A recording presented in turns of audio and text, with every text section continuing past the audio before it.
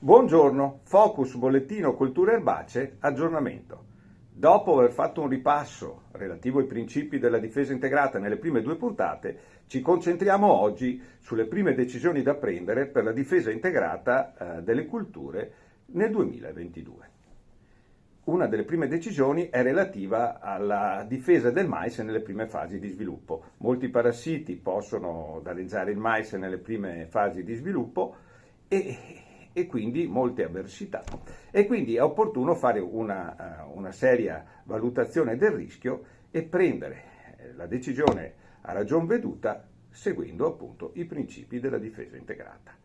E per seguirli bene cominciamo a sgombrare il campo da una problematica, quella delle notue. Le notue sono insetti che allo stadio di larva, dal quarto stadio in poi, possono danneggiare non solo il mais, ma molte altre colture suscettibili, comprese le colture orticole. Sono la specie più pericolosa che si è evidenziata negli ultimi decenni è Agrotis Y, una specie migrante che dal sud arriva trasportata dai venti da sud. Noi capiamo quando arriva e in che zone arriva utilizzando delle trappole.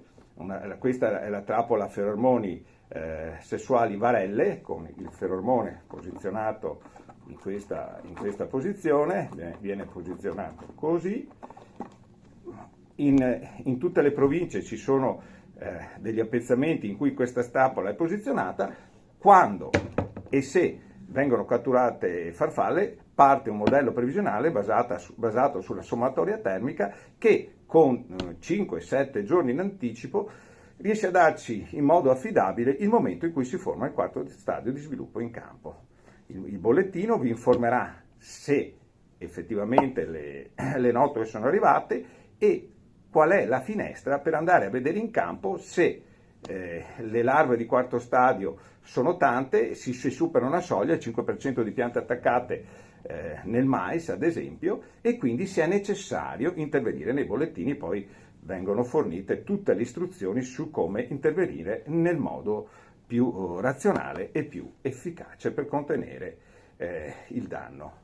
In questo caso l'intervento deve essere precoce. Se non è precoce l'efficacia viene notevolmente ridotta fino ad azzerarsi.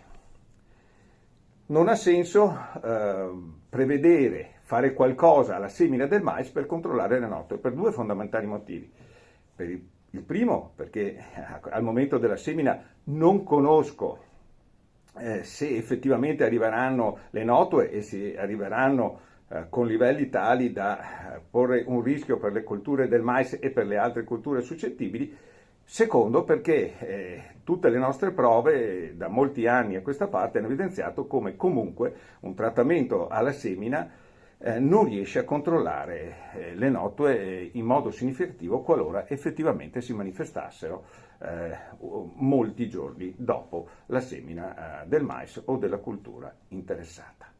Quindi la difesa integrata delle notue, seguite i bollettini, sarà basata sulle informazioni del modello previsionale che vi dirà se, dove e quando andare in campo a vedere se si supera la soglia, se effettivamente ci sono condizioni di rischio, e poi vi darà le indicazioni su cosa fare se queste situazioni di rischio si sono effettivamente verificate.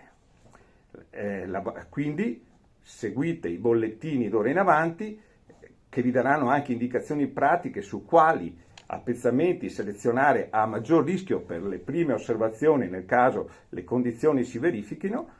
E se avete qualsiasi dubbio scrivete a bollettino.erbacee@venetoagricoltura.org. Alla prossima!